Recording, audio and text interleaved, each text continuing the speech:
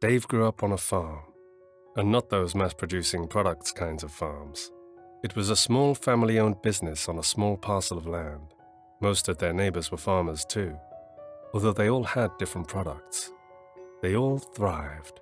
That meant they could all get by, eat 3 meals a day, send the kids to school, and buy winter clothes when it was time for them. When Dave went to college, he studied business. Of course, he wanted to grow his family's business. And that was exactly what he did. After he graduated from university, he worked his ass off and enrolled himself for a master's degree in business. Armed with his hard-earned degree and years of farm experience under his belt, he was eventually able to grow the business. He bought more parcels of land, partnered with their neighboring farms, and soon it was a successful business.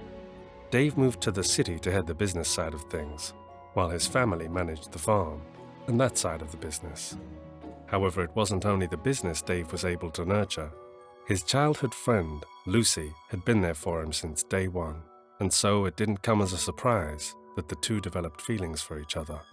Dave and Lucy got married in the church they had been going to ever since they were kids.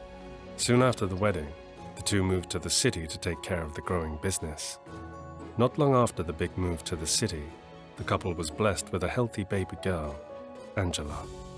Dave and Lucy made sure that Angela grew up without having to experience their struggles growing up. It was hard work, and although it paid off now, all they wanted to do in their youth was play and hang out with friends. They weren't able to do it as they had to help out on the farm since their respective parents couldn't afford to hire extra hands. And so Angela grew up as a sweet kid, albeit a bit spoiled. But Dave and Lucy were happy to see Angela experience what they weren't able to. Angela had playdates with kids her age. When she was old enough, she had sleepovers too. All was going well until Angela went to high school. As she was enrolled at an expensive school, most rich kids' not-so-good values rubbed off on Angela. All lectures on humility and not being materialistic flew out the window. Suffice it to say that she came to belong to the wrong crowd at school. Needless to say, Dave and Lucy's quiet and peaceful life was no longer that. At first, the calls they received from the school were just about being late or not going to class without notice. This came as a surprise to them, as Angela always left the house on time every school day. From there, it had been about notice of detention, as Angela was caught smoking inside the school premises. This made Dave and Lucy worried, and so they talked to Angela about her worsening behavior. "I was just trying it out," was her excuse for smoking. "I'm never late. My homeroom teacher has it in for me, I think," was her explanation for her lateness. "I always go to school. There was a time I stayed at the clinic since I wasn't feeling well. Maybe they tagged me as absent then." Angela had an excuse for everything. Still, as any parent would, Dave tried to lecture Angela, but she didn't accept it well. "You don't trust me, do you?" she said with an eye roll, and stormed out of the room. Lucy placed her hand on her husband's arm and said, "Maybe it's just a phase. She's a teenager, so she's bound to be curious." "I know that," Dave answered, "but I don't approve of the ways she goes about her curiosity." After that, they received no calls from Angela's school. They both breathed a sigh of relief. However, it appeared that they were relieved too soon. When Angela turned 16, she started drinking. At first it was a secret, although they could smell alcohol from her. Angela would pretend as if nothing was out of the ordinary. Of course, Dave and Lucy told her that they, in fact, knew. The morning after she came home drunk for the first time, but pretended not to, Dave brought up the topic. "Honey, I know you're experimenting with things since you're at that age, but drinking alcohol isn't something you should try at this point. You're too young for that," Dave said. "No, my friends do," Angela mumbled. "I know, sweetheart," Lucy said. "You may feel peer pressure, but you can choose not to go with the tide. I promise, once you turn 18, we'll take you out ourselves." Angela nodded her agreement, still hungover. After the talk, she still came home a couple of times reeking of alcohol, but kept on pretending she was not. Lucy and Dave assumed that she was just getting it out of her system. Having grown up in loving, open, and supportive families, they decided to trust Angela, that she would recognize the errors in her ways. Oh, how wrong they were. When Angela turned 17, she no longer pretended not to be inebriated. The first time she couldn't even walk straight. It just got worse every time. Dave and Lucy were extremely disappointed, but they decided to take the calm route. They asked and prodded if there was anything wrong with her for behaving that way. Every time Angela would brush off their concern, "Lay off me," she'd say. "This is my life." There was nothing they could do but be patient and hope that this teen thing would finally run its course. Of course it didn't. One night, Angela didn't come home at all. When the clock struck midnight, Dave called up her friends and found her at a house party too far from home. When they got home, they let her sleep off the booze. The morning couldn't have come fast enough. "Sit down, Angela," Dave said as soon as Angela got off the stairs. "This has gone on long enough."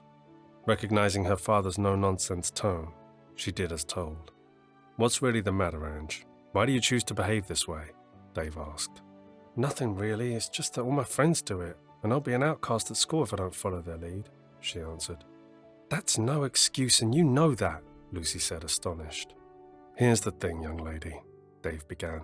"Either you pull yourself together and act your age, or you'll move back to the farm and finish your senior year at high school miles away from home. There you can't come and go as you please. There's no Uber. You can only go to places if someone takes you." "But Dad," Angela protested. "It's only fair, honey," Lucy interrupted. "We've been too lenient. We tried to be patient with you and we reached the end of our rope. It's fair that you were given a warning instead of being shipped off right away." "Whatever," Angela mumbled under her breath. She knew her parents would never follow through with their threat. Her parents loved her, and they would never agree to a separation. Still, Angela kept her mischief to a minimum for at least 2 weeks after her father laid down the ultimatum. And so, confident that her father would eventually forgive her misdeeds, she agreed to go to a club with friends. Worse, she stole her father's card for that. That night, all hell broke loose in their household. Dave noticed that his credit card was missing during lunch. He tried to look for it at home as soon as he got there. However, his efforts proved to be in vain. Just as he was about to report it missing, a call came through from an unknown number. "Hello, may I speak to Mr. Dave Robbins, please?" "This is Dave speaking. How may I be of help?" "Yes, Mr. Robbins, you'd need to come down to the station. Your daughter Angela Robbins is here," the man said before the call ended. Dave muttered a series of expletives and hollered for Lucy. "Come on, honey, we'll be fetching our daughter from the police station of all places."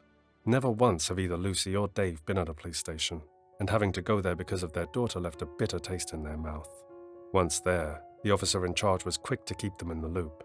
Apparently, Angela and her friends, all minors by the way, were involved in a riot in a club they shouldn't have been admitted to in the first place, but used fake IDs to get in. And if that wasn't enough, his missing credit card magically appeared in the hands of his daughter. Seething, Dave thanked the officer and moved to get out of the station with Lucy and Angela in tow. Fortunately, no one pressed charges. Besides, they are barely of legal age, so there's that. The club owner, on the other hand, made sure to tell the kids and their parents that they were banned from the club, even when they were old enough for it. On the ride home, the clearly still drunk Angela remained silent in the back seat of the car. Once inside the warmth of their home, all hell broke loose. "What were you thinking, Angela? We told you you're too young to drink. And instead of heeding our warning, you take a step further. And what, a club?" Dave lashed out. "Come on, Dad, you've been a teenager too. You should understand that this is all part of growing up," Angela countered. "No, young lady. Getting picked up by the police and brought to the station isn't a part of the process of growing up. And on that note, I've given you enough warning. You'll move back to the farm and that's final. And while preparing for that, I'm confiscating your phone. Hand it over." "No!" Angela shouted. Dave and Angela grappled over the phone. In the chaos, Angela punched her father in the nose. "Angela!" Lucy said, horrified. "Well, he shouldn't have tried to get my phone so forcefully," Angela argued. "Still, you shouldn't have hurt your father," Lucy scolded. "Go to your room and leave your phone on the table. Don't make me repeat myself, Angela." Angela begrudgingly left the phone on the table, but not without sparing angry glances at her parents. "She really has to go, honey," Dave told Lucy softly. "I know. I hope she learns her lessons," Lucy answered, as she held a clean towel against Dave's nose. A week after the big incident, as they call it, Angela was indeed sent to the farm. At first she was defiant, but when she realized her parents were firm in this decision, she begged and cajoled. But all her pleas fell on deaf ears, just like how she refused to listen to her parents. She was sullen, but brushed an absent kiss on her parents' cheeks before they left. Life at the farm wasn't anything she was used to. She tried to lounge around the house all day long, but her grandmother wasn't taking any of it. She was put to work. She was assigned her fair share of household chores and was asked to lend a hand at odd jobs at the farm. Her uncle drove her to school and back. Like any teenager would, she despised the change and tried her best to be defiant. However, none of the family members who lived on the farm would willingly take shit from her, so she had to adjust eventually. 2 months later, there was a noticeable change in her attitude. For the better. Her faith had vastly improved too. Well, it should have been, given how her grandmother brought her to church every Sunday, the very church where her parents got married. A few weeks later, she no longer needed to be dragged to church. She went there herself. She joined the youth group and spent most of her free time immersed in church activities. One day, she even had a deep conversation with Father John. She admitted how she strayed from her path, just because. Since then, Father John has counseled her until she realizes the error of her ways and is determined to be better. Angela's relationship with her parents was better too. 2 weeks after they dropped her off, they visited her and she spilled her guts at them. She apologized for her behavior and promised to be better. "Thank you, sweetheart," came Dave's answer. "I'll hold you to that promise." "We love you, honey. That's why we want to bring you here, to help you get in touch with your roots. You understand why we had to do this, right?" Lucy asked as she stroked Angela's hair. "Yes, Mom, and I'm really sorry for how I was," said Angela. A few months later, Angela graduated, and she bid goodbye to her family at the farm with a heavy heart. She learned a lot there, she matured there, and she was grounded there. But she knew that she would be going back to the city as a better person, thanks to these people. And so, with a hug and a teary farewell, Dave, Lucy, and Angela drove away from the farm. But they promised to visit more often. Family and faith have a way of making one a better version of themselves. Dave and Lucy were a perfect example of that. Now their daughter, Angela, was living proof of that too.